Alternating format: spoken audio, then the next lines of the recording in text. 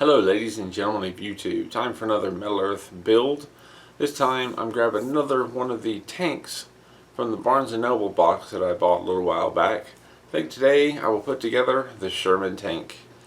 And as you can see, this isn't the usual packaging, it's just a little envelope because this came out of the box set from Barnes & Noble. They sell some kits too. I don't usually buy them, but I wanted to see if there was any difference. And I took advantage of the 3-in-1 and saved a few bucks. And I built a Tiger tank. There's a video for that. Now I'm going to build the Sherman tank. So let's slide this open and see what's inside. Sherman tank. A nice little envelope. I crammed the directions in with it and the barrel so they wouldn't get lost. We have our instructions. And we have the 2 metal sheets. And if we open up the instructions,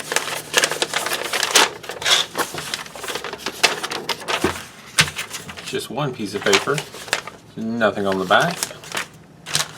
Starting at the top left-hand corner, you've got the usual, the Metal Earth 3D laser cut models, a line drawing, a little bit about insertion tabs and holes and fold lines, those pliers.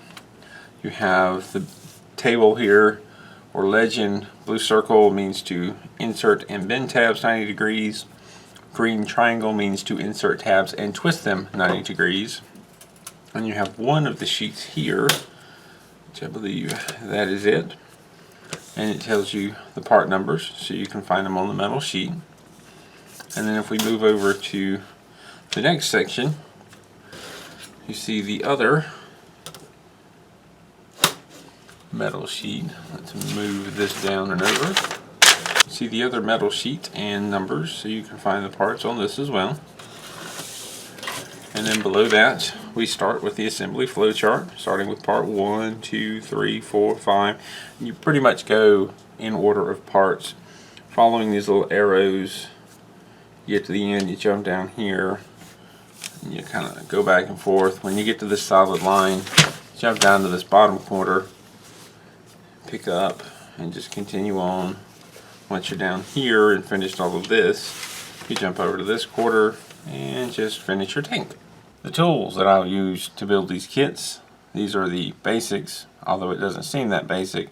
We have a fairly general set of tweezers. We have some other more specialty set of tweezers, a thinner set. I have one that has a very pointed end. This one also had a pointed end, but I've ground it down just a little bit, and it's great for grabbing just the tabs in tight areas. I have a couple of pliers here. One is a longer needle nose, one is a flat nose. These are smooth inside. There's no ridges, so it doesn't damage any of the parts when you hold on to it. And a pair of clippers or flush cutters that are real good for clipping the parts out of the tree, which is much easier and better than trying to twist and break them out. When it comes to shaping parts, I have an assortment of different things to use. I have dowel rods that I've used for quite some time. A couple of them have had the ends sharpened with a pencil sharpener, which are great for making cone shapes.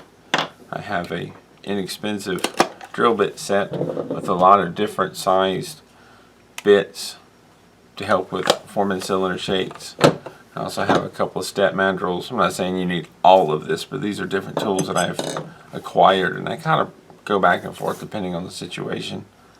It can be nice to have a set of like dental pick or some sort of pick, a very thin deal where you can reach in and adjust tabs. Sometimes you're putting apart 2 parts together and there's multiple tabs and one of them doesn't line up. You can use this to reach in there and push and pull back and forth or whatever you need to do to get that last one lined up. So these can be very handy.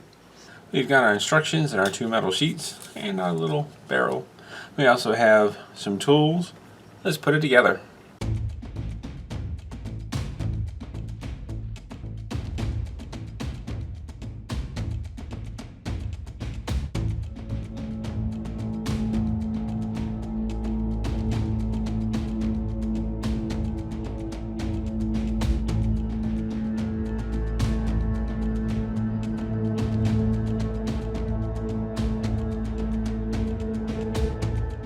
I often use my fingernails to push over tabs.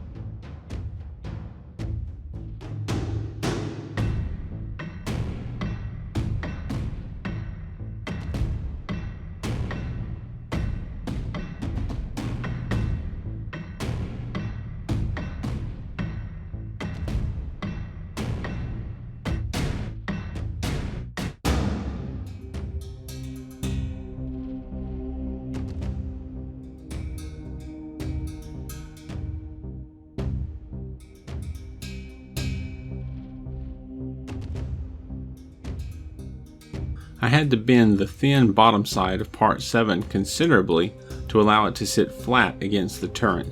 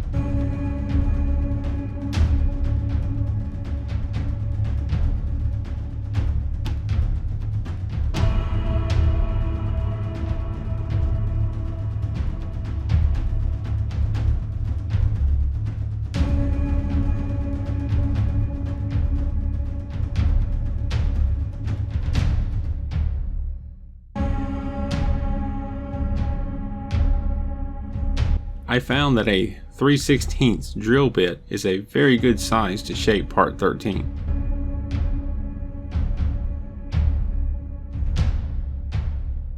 I put one on backwards, oops.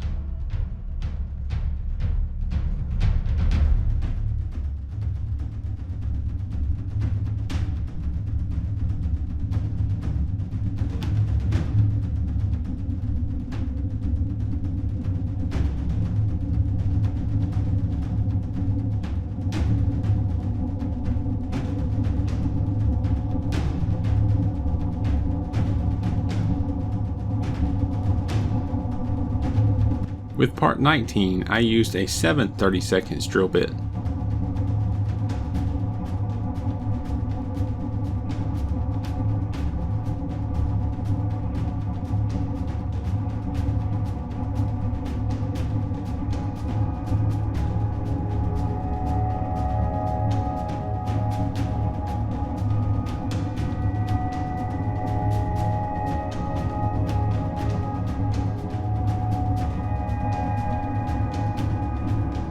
I bent over the tabs on the front and back of the track assembly wheels. I figured it would be easier to pinch down the tabs in front if the back tabs were also bent over and flat.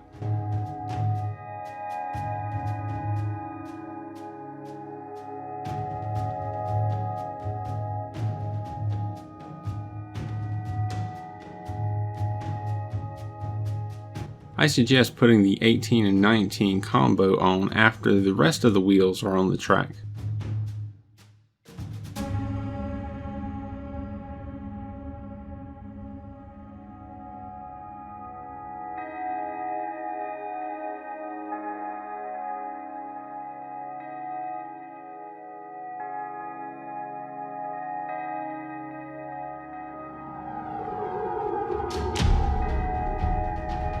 I was a bit thrown off with part 20 and 21. I missed a joint and didn't quite bend it correctly at first.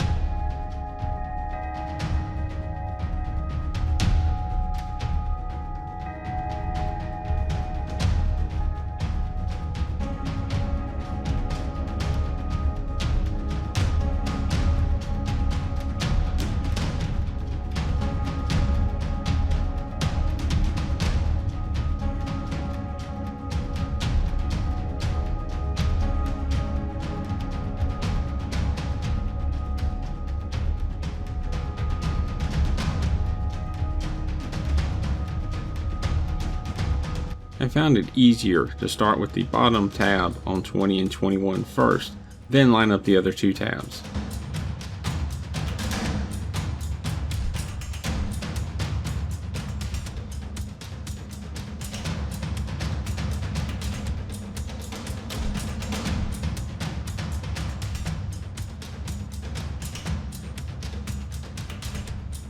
I waited until after the tracks were assembled before putting in part 22. I was sure that if I put it in early, it was just going to get bent, possibly broken in the process of putting on all the other parts.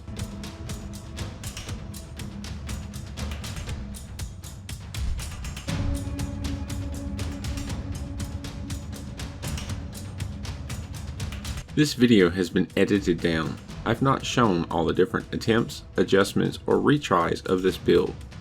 I also clip out parts where I am studying directions, searching for and clipping parts, and sometimes repetitive steps. It may make this kit look like it comes together easier than it did, but there are a lot of bending and adjusting of parts to make things fit. Work slowly, be patient, and take your time.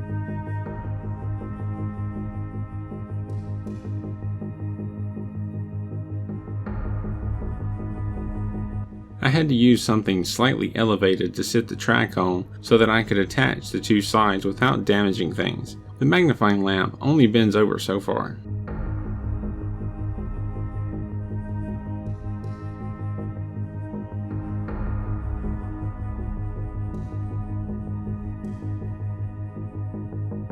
I had to lift up the front part of the tank to be able to get the tabs in place for the tracks.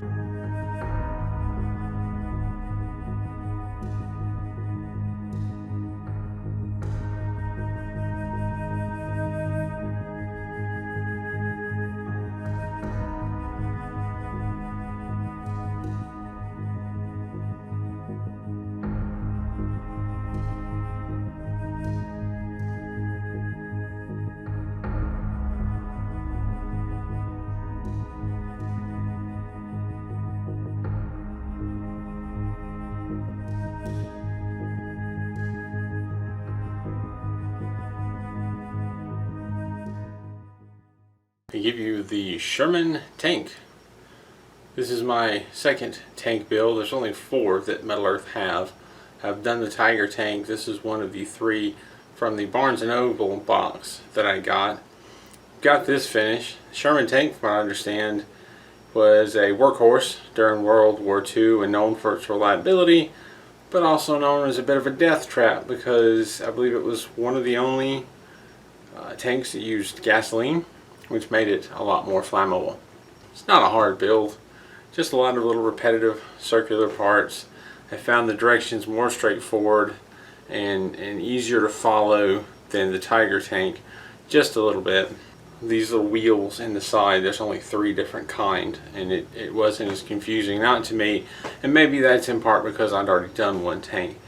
I did, however, have to stop 2 or 3 times to go check out the 360 view to figure out how I was supposed to shape some of the parts and how some of the things came together.